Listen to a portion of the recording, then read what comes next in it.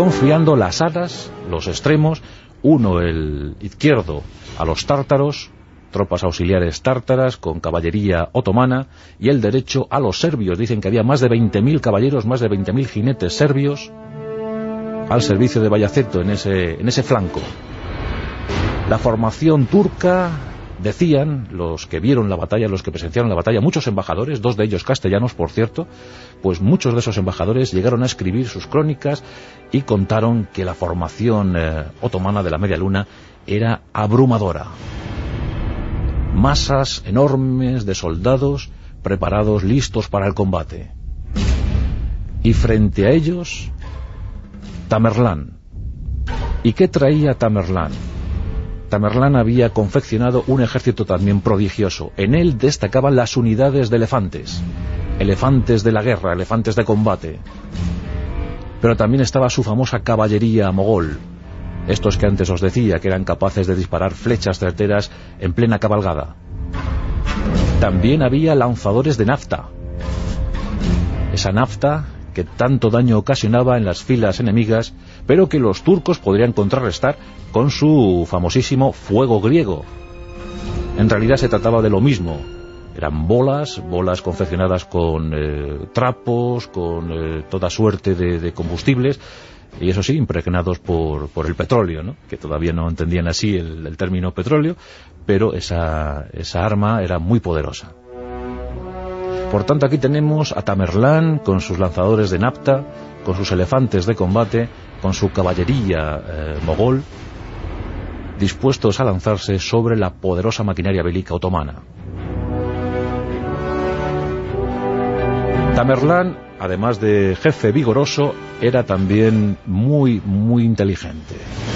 Era viejo y astuto en ese momento, y por tanto no tuvo ningún problema en destacar algunos enviados, algunos espías que lograron convencer a sus hermanos, claro, a sus hermanos de sangre, los tártaros. Y previo pago o previo convencimiento moral, esto se nos antoja más difícil, pues convencieron a los tártaros para que desertaran al día siguiente en la batalla. En todo caso, Tamerlán no tenía todavía la seguridad de que esos tártaros fueran a ser fieles a su causa en el momento decisivo. Finalmente llegó el día esperado y las dos formaciones se situaron frente a frente. Era el momento de la verdad. Los turcos se prepararon para el ataque y Bayaceto I ordenó a sus caballerías, a sus flancos, que lanzaran un fulminante ataque sobre los mogoles. La caballería se enseñoreó del campo de batalla. Aquellas unidades de caballería eran ciertamente majestuosas y avanzaban como uno solo sobre los mogoles. Tamerlán aguantó, miró con esa mirada, con esos ojos intuitivos, profundos, decían que era la mirada mismísima del diablo. Y en el momento justo y preciso ordenó a su caballería abalanzarse sobre el flanco tártaro.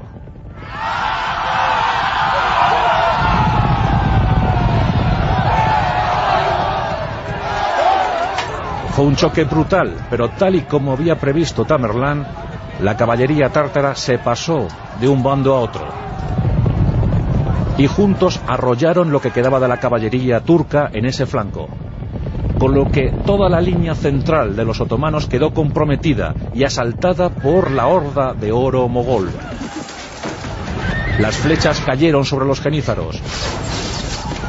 Los infantes a duras penas lograban resistir el embate de aquel cuerpo espectacular de jinetes.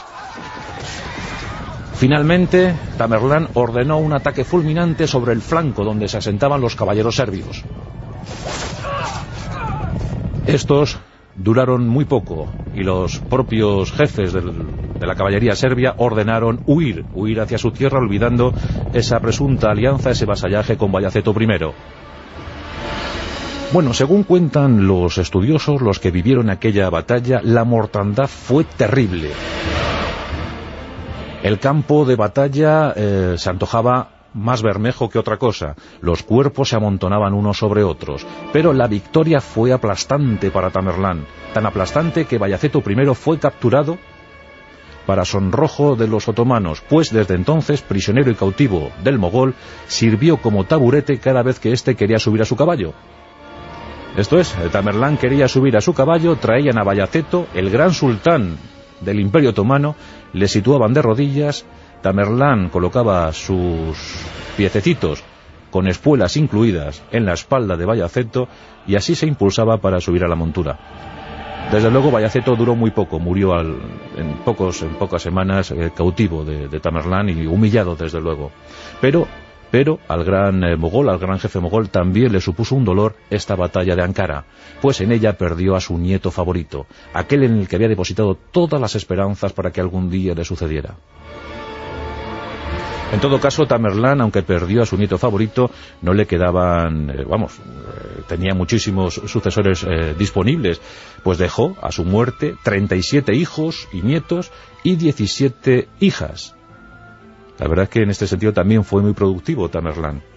Pero lo principal, lo que hay que decir sobre Tamerlán, amén de sus conquistas sangrientas y de su expansión por más de 8 millones de kilómetros cuadrados, es que facilitó que la ruta de la seda, la impresionante ruta de la seda, por fin estuviera libre de peligros. Se dice que desde Samarcanda hasta Bagdad, esta ruta imprescindible para el comercio de Asia estaba despojada de cualquier obstáculo, de cualquier peligro, de cualquier banda de asaltantes, y que podían transitar los comerciantes de forma libre y clara por esta ruta, lo que facilitó la riqueza de toda Asia y también, por supuesto, el intercambio cultural con otros pueblos.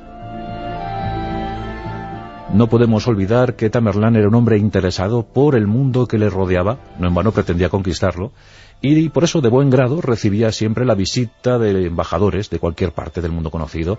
El caso del Imperio Chino, el Imperio Mameluco, al que le arrebató Siria y algunos territorios, pero que aún así, estos mamelucos, asentados en Egipto, en el norte de África, querían mantener muy buenas relaciones con el hombre más poderoso del momento. Por tanto, los imperios otomano, mameluco, chino querían estar a bien con Tamerlán. Incluso el reino de Castilla también se interesó por establecer relaciones comerciales con Asia. Nos encontramos en la época de Enrique III, el rey de Castilla, el monarca, el soberano, aquel que llamaron el doliente. Pues este monarca quiso enviar un embajador. Su nombre, Ruy González de Clavijo, y de él hemos hablado alguna vez en este programa gracias a nuestro buen amigo Gerardo Olivares, que recreó la ruta de Clavijo hacia Samarcanda. Bueno, pues Clavijo logró entrevistarse con Tamerlán, y la verdad es que la visión del gobernante asiático le impresionó en hondura. Lo cierto es que nos dejó un relato de viajes pormenorizado, exquisito, en el que se reflejaban las virtudes de un reino cubierto por el oropel, por la magnificencia, por la belleza de sus edificios, por la majestuosidad de sus cumbres religiosas. La corte que rodeaba a Tamerlán no podía ser mejor. Las mentes más privilegiadas, las mentes abiertas y lúcidas del momento, incluidos los libres pensadores, permanecían al lado de su señor. Se escribía poesía, se favoreció el uso de la escritura, y esa cultura literaria se pudo extender por Irán, Irak. Se protegieron las lenguas, y los mejores arquitectos e ingenieros trabajaron para mejor suerte de Samarcanda. Dicen que era una de las ciudades más esplendorosas del momento.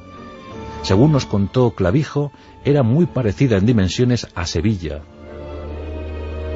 y se diferenciaban las dos urbes en lo que las rodeaba, ¿verdad? Porque Samarcanda estaba rodeada por huertas fértiles, por campos maravillosos en los que los mogoles o los habitantes de la ciudad celebraban fiestas, intercambios, mercadillos.